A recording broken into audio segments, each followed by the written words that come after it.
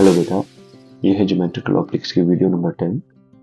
आज के इस वीडियो में डिस्कस करेंगे बेटा रोटेशन ऑफ रिफ्लेक्टेड रे। बिल्कुल बेसिक से स्टार्ट करते हैं बेटा। अगर मैं यहाँ पे एक देखूँ तो एक मिरर पे इंसिडेंट लाइट रे गिर रही है और वो इस डायरेक्शन में रिफ्लेक्ट होगी। अगर बेटा मैं इंसिडेंट लाइट रे को घुमाऊं, क्या रिफ्लेक्टेड लाइट रे घूमेगी? तो चलिए बेटा चेक करते हैं। अगर मैं इंसिडेंट लाइट रे को घुमाता हूँ तो रिफ्लेक्टेड लाइट रे भी घूमती है। और मेरा सवाल ये है कि अगर मैं इंसिडेंट लाइट रे को एंटी क्लॉकवाइज डायरेक्शन में घुमाता हूं तो रिफ्लेक्टेड लाइट रे किस डायरेक्शन में घूम रही है? तो उसका सिंपल सा जवाब है बेटा, अगर हम इंसिडेंट लाइट रे को एंटी क्लॉकवाइज डायरेक्शन में घुमा रहे हैं तो रिफ्लेक्टेड लाइट रे क्लॉकवाइज डायरेक्शन में घूम रही है, यानी कि इंसिडेंट लाइट रे के ऑपोजिट डायरेक्शन में। चलिए, अगर बेटा मैं मिरर को घुमाता हूं तो क्या रिफ्लेक्टेड लाइट रे घूमती है? तो उसका जवाब है यस। अगर हम मिरर को घुमाते हैं तो भी रिफ्लेक्टेड लाइट रे घूमती है। अब सवाल यह है कि अगर हम मिरर को क्लॉकवाइज डायरेक्शन में घुमाते हैं तो रिफ्लेक्टेड लाइट रे किस डायरेक्शन में घूमती है? तो उस केस में बेटा रिफ्लेक्टेड लाइट रे क्लॉकवाइज डायरेक्शन में ही घूमती है। तो बेसिकली हम ये कहना चाहते हैं कि reflected light ray incident ray और मिरर के रोटेशन पे डिपेंड करती है। इंसिडेंट लाइट रे के रोटेशन के ऑपोजिट डायरेक्शन में रिफ्लेक्टेड लाइट रे घूमती है और मिरर की रोटेशन की डायरेक्शन में रिफ्लेक्टेड लाइट रे घूमती है। अब हम निकालना चाहते हैं बेटा कितने एंगल से। चलिए एंगल्स की बात करते हैं।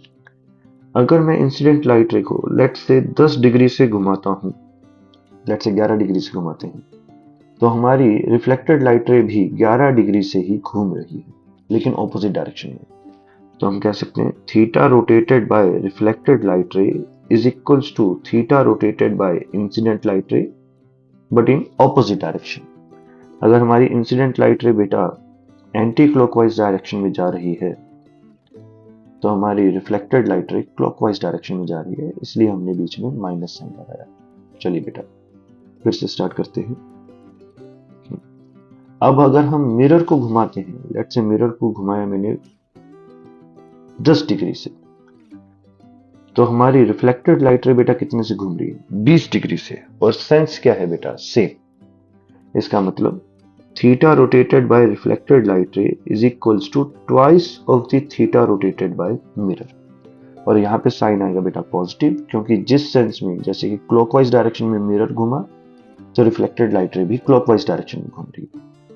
अगर हम मिरर को एंटी क्लॉकवाइज घुमाएं तो हमारी लाइट रे भी एंटी क्लॉकवाइज डायरेक्शन में घूमेगी और हमेशा मिरर जितना घूम रहा है उसके डबल से घूमेगी। अब हमारे सामने सवाल है कि अगर दोनों को एक साथ घुमाया जाए, इंसिडेंट लाइट रे को भी और मिरर को भी, तो रिफ्लेक्टेड लाइट रे का नेट एंगल ऑफ रोटेशन क्या होगा? तो बेटा हम इन दोनों को सम कर देंगे। मिरर के कारण जो रोटेशन होगा बेटा होगा वो 2 थीटा एम, और इंसिडेंट लाइट रे के कारण जो रोटेशन होगा वो होगा थीटा आई। तो रिफ्लेक्टेड लाइट रे का टोटल रोटेशन होगा 2 थीटा एम माइनस थीटा आई। चलिए बेटा अब इसके ऊपर क्वेश्चन कैसे आते हैं वो देख लेते हैं। आपको क्वेश्चन में दिया जाएगा कि एक इंसिडेंट लाइट रे 45 डिग्री पर इंसिडेंट हो रही है, हॉरिजॉन्टल मिरर से टकराने के बाद वो रिफ्लेक्ट हो रही है। तो बताइए हम इस मिरर को कितने डिग्री से घुमाएं ताकि ये रिफ्लेक्टेड लाइट रे वर्टिकल हो जाए? क्या हो जाए बेटा? वर्टिकल। ओके, अब ये कैसे किया जाए? अगर बेटा मैं रिफ्लेक्टेड लाइट रे को वर्टिकल करना चाहता हूं तो ऑब्वियसली रिफ्लेक्टेड लाइट रे इस डायरेक्शन में वर्टिकल होगी, यानी कि मैं रिफ्लेक्टेड लाइट रे को कितने एंगल से घुमाना चाहता हूं? 45 डिग्री से। अगर मैं रिफ्लेक्टेड लाइट रे को 45 डिग्री से घुमाना चाहता हूं तो मिरर मुझे ठीक उसके आधे से घुमाना चाहिए। तो मिरर मुझे घुमाना चाहिए 22.5 डिग्री से। किस डायरेक्शन में बेटा? एंटी क्लॉकवाइज डायरेक्शन में। अगर मैं मिरर को 22.5 डिग्री एंटी क्लॉकवाइज घुमाता हूं तो मेरी रिफ्लेक्टेड लाइट रे उसका डबल 45 डिग्री घूमेगी, that too in anticlockwise direction. Okay, चलिए बेटा करके देखते हैं। ये मैंने मिरर को घुमाया 22.5 22.5। तो ध्यान से देखिए बेटा हमारी रिफ्लेक्टेड लाइट रे कितने एंगल से घूम गई? 45 डिग्री से। और रिफ्लेक्शन के बाद हमारी रिफ्लेक्टेड लाइट रे कैसी हो रही है बेटा? वर्टिकल। ओके, अब बेटा इसी क्वेश्चन को सोल्व करने का एक और तरीका भी है। अगर हम रिफ्लेक्टेड लाइट रे को वर्टिकल करना चाहते हैं तो जरूरी नहीं है कि रिफ्लेक्टेड लाइट रे सिर्फ वर्टिकल इस तरीके से। अगर रिफ्लेक्टेड लाइट रे रिफ्लेक्शन के बाद वर्टिकली डाउनवर्ड जाना शुरू कर दे तो भी हम यही कहेंगे कि रिफ्लेक्टेड लाइट रे आफ्टर रिफ्लेक्शन बिकम्स वर्टिकल। तो यानी कि इसी क्वेश्चन के दो अलग अलग आंसर पॉसिबल हैं। सेकंड आंसर निकालने के लिए हमें लाइट रे को कितना घुमाना पड़ेगा, ध्यान से देखिए बेटा। हमें लाइट रे को ये पूरा एंगल घुमाना होगा। ये पूरे एंगल की वैल्यू है बेटा ये 45 डिग्री और यहां से वहां तक का एंगल है 180 डिग्री। तो टोटल एंगल है बेटा इन दोनों का सम, दैट इज 225 डिग्री। अब हम रिफ्लेक्टेड लाइट रे को 225 डिग्री घुमाना चाहते हैं तो हम मिरर को कितना घुमाएंगे, तो हम लिख सकते हैं theta R equals to 2 theta M. Theta R हमें चाहिए 225, डिवाइड बाय 2 कर दीजिए बेटा तो थीटा एम आ जाएगा। थीटा एम कितना आ जाएगा 112.5। तो अगर मैं मिरर को 112.5 डिग्री घुमा दूं एंटी क्लॉकवाइज डायरेक्शन में तो भी बेटा हमारी रिफ्लेक्टेड लाइट रे वर्टिकल हो जाएगी। अब ये ऊपर जाने के बजाय किधर की तरफ जाएगी बेटा, नीचे की तरफ। चलिए इसको चेक करते हैं। हमने मिरर को घुमाना शुरू किया तो मिरर को हमने कितने से घुमा दिया बेटा, ये घुमा दिया हमने 70 से। हमें घुमाना है 112.5 से, ये हमने घुमाया। ओके ये है 112, ये है 112.5। ध्यान से देखिए बेटा हमने मिरर को कितने से घुमा दिया 112.5 से। तो हमारी रिफ्लेक्टेड लाइट रे कितने से घूम गई 225 से। और रिफ्लेक्टेड लाइट रे कैसी हो रही है बेटा, वर्टिकल। तो हमारे पास इस क्वेश्चन के दो आंसर हैं। फर्स्ट आंसर है 22.5 डिग्री और दूसरा है 112.5 डिग्री। अब बेटा इस क्वेश्चन को गलत सोल्व करने के भी दो तरीके हैं। कोई बच्चा गलती से इस क्वेश्चन को इस तरीके से सोल्व कर सकता है कि अगर मुझे लाइट रे वर्टिकल करनी है तो मैं लाइट रे को वर्टिकली डाउनवर्ड भी ले जा सकता हूं और उसके लिए मुझे लाइट रे इस डायरेक्शन में घुमानी होगी 135 डिग्री और उसके लिए मिरर को मुझे घुमाना होगा 135/2 that is 67.5 degree in clockwise direction. तो उसके हिसाब से स्टूडेंट के हिसाब से ये भी आंसर होना चाहिए। अब ध्यान से देखना बेटा, अगर मैं मिरर को क्लॉकवाइज डायरेक्शन में 67.5 डिग्री घुमाता हूं, ये हो गया आपका 67.5, ये हो गया। अब इस केस में देखिए बेटा कि यहां पर कोई रिफ्लेक्टेड लाइट रे आ ही नहीं रही। और ऐसा क्यों हो रहा है, क्योंकि बेटा जो हमारी इंसिडेंट लाइट रे है वो मिरर के पीछे जाके गिर रही है और इसके लिए हमें कोई भी आंसर देखने को नहीं मिलेगा। यानी कि 67.5 हमारा आंसर नहीं है। तो आपके पास जो भी आंसर आ रहा है उसको एक बार चेक कर लीजिए कि अगर मिरर फाइनल ओरिएंटेशन में रखा गया जैसा भी आप निकालना चाहते हो तो लाइट रे मिरर के फॉरवर्ड डायरेक्शन में फ्रंट पार्ट पे ही गिरनी चाहिए। अगर लाइट रे बैक पार्ट में गिर रही है तो उसका कोई भी रिफ्लेक्शन नहीं होगा और उस केस में वो ऑप्शन हमारा आंसर नहीं होगा। यानी कि ये 67.5 हमारा आंसर नहीं है। चलिए बेटा नेक्स्ट आगे चलते हैं और क्वेश्चन देखते हैं। सेकंड टाइप के क्वेश्चन कुछ इस तरह के होते हैं। आपको कहा जाता है कि एक लाइट रे एक मिरर पे आके गिर रही है। इस मिरर का जहां पे पॉइंट ऑफ इंसिडेंस है, लेट्स से उसको ओ बोल देते हैं, उसको सेंटर मान के हमने एक दीवार खींच रखी है जिसकी रेडियस क्या है बेटा आर। तो ये दीवार हमारे पास आर रेडियस के, जिसका सेंटर कहां पे लाई कर रहा है बेटा ओ पे। अब मिरर को हम कांस्टेंट रेट ओमेगा से घुमाना शुरू करते हैं। ओमेगा क्या है बेटा, एंगुलर वेलोसिटी।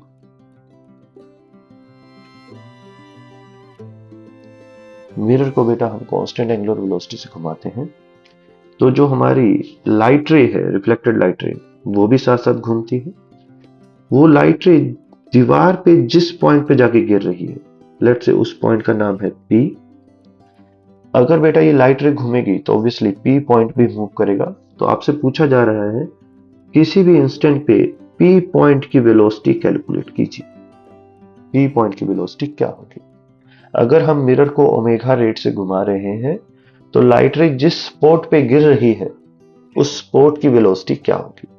अब बेटा ये क्वेश्चन बहुत ही आसान है। अगर हम देखें तो जो स्पॉट है वो दीवार के ऊपर ही रहेगा, यानी कि वो भी सर्कुलर पाथ पे घूम रहा होगा। कोई भी चीज अगर सर्कुलर पाथ पे घूम रही है तो उसकी वेलोसिटी होती है v is equals to omega R. यहाँ पे बेटा r रेडियस है, वो तो r के बराबर है। ओमेगा किसका यूज करेंगे? अब बेटा ओमेगा हम यूज करेंगे लाइट रे का। अगर हम ध्यान से देखें, मिरर को अगर मैं घुमा रहा हूं ओमेगा से, तो हमारी लाइट रे कितने से घूमेगी? ऑब्वियसली 2 ओमेगा से। अगर हम सोचें बेटा, तो मिरर जितना घूम रहा है, रिफ्लेक्टेड लाइट रे उसका डबल घूम रही है।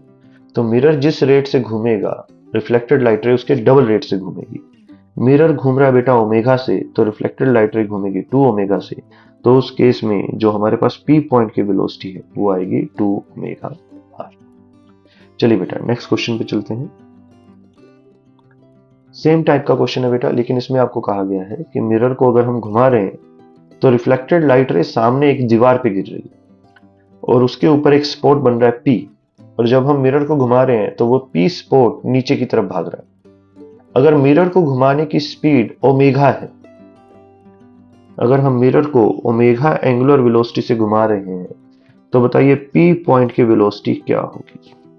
ठीक है, तो क्वेश्चन में बेटा हमें क्या क्या गिवन है? हमें गिवन है कि किसी एक इंस्टेंट पर ये एंगल थीटा है, पॉइंट ऑफ इंसिडेंस से दीवार तक की दूरी d है, मिरर को पॉइंट ऑफ इंसिडेंस के अबाउट घुमाया जा रहा है ओमेगा रेट से। तो बताइए पी पॉइंट की वेलोसिटी क्या होगी? ओके, हमें पी पॉइंट की वेलोसिटी निकालनी है। तो पी पॉइंट की वेलोसिटी कैसे निकालेंगे बेटा? अगर मिरर को घुमाया जा रहा है, पी पॉइंट ऑब्वियसली नीचे की तरफ जाएगा। मैं मान लेता हूं उसकी वेलोसिटी है डाउनवर्ड डायरेक्शन में v। ओके, अब अगर हम सोचें बेटा, तो ये रिफ्लेक्टेड लाइट रे तो घूम रही होगी, और वो घूम रही होगी 2 ओमेगा से, क्योंकि मिरर जिस रेट से घूम रहा है उसके डबल रेट से रिफ्लेक्टेड लाइट रे घूमेगी। तो रिफ्लेक्टेड लाइट रे के घूमने की स्पीड ओमेगा को या 2 ओमेगा को हम लिख सकते हैं v परपेंडिकुलर बाय r। ये फॉर्मूला बेटा हमें दिया जाता है सर्कुलर मोशन में। v परपेंडिकुलर यहाँ पे क्या होगा बेटा? p पॉइंट की वेलोसिटी का परपेंडिकुलर कंपोनेंट। अब ये एंगल थीटा है बेटा, तो ये एंगल होगा 90 माइनस थीटा, तो ये एंगल होगा थीटा। तो जो v परपेंडिकुलर आएगा हमारे पास, वो आएगा बेटा v cos theta by r। r यहाँ पे क्या होगा? तो o पॉइंट से लेके p पॉइंट तक के बीच की दूरी जो होगी वो होगी बेटा हमारी r। r वैल्यू निकालने के लिए हम इस राइट एंगल ट्रायंगल का यूज कर लेते हैं। हम लिखते हैं cos theta is equals to d by r, r is equals to d sec theta. तो r हमारे पास आ गया बेटा d sec थीटा। 2 ओमेगा में इन सारी वैल्यूज को पुट कर दीजिए, v cos theta by d sec theta. तो आपके पास v की वैल्यू आएगी 2 omega d sec square theta. तो p पॉइंट की वेलोसिटी बेटा हमारे पास ये आ गई।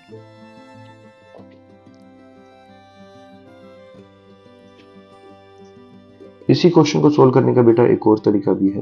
ध्यान से देखिए, पहले हम लिख लेते हैं कि हमें क्या क्या गिवन है।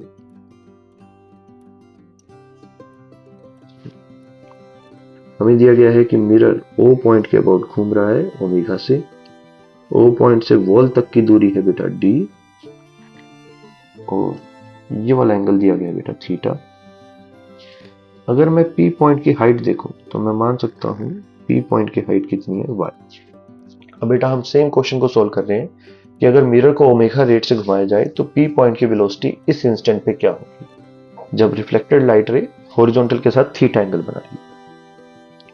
अगर बेटा हम P पॉइंट की वेलोसिटी डाउनवर्ड डायरेक्शन में v मान लें, तो हम लिख सकते हैं जो v होगा वो होगा dy बाई dt। जिस रेट से y की वैल्यू चेंज होगी उसी रेट से P पॉइंट चल भी रहा होगा। ओके, अब बेटा y की वैल्यू हम क्या लिख सकते हैं? ध्यान से देखिए, y की वैल्यू हम राइट एंगल ट्रायंगल से लिख सकते हैं कि tan थीटा हमारे पास होगा y by d, y is equals to होगा d tan थीटा। तो y को हम d tan थीटा लिख सकते हैं बेटा। अब y को हम इस फॉर्मूले के अंदर सब्स्टिट्यूट कर देते हैं, v is equals to d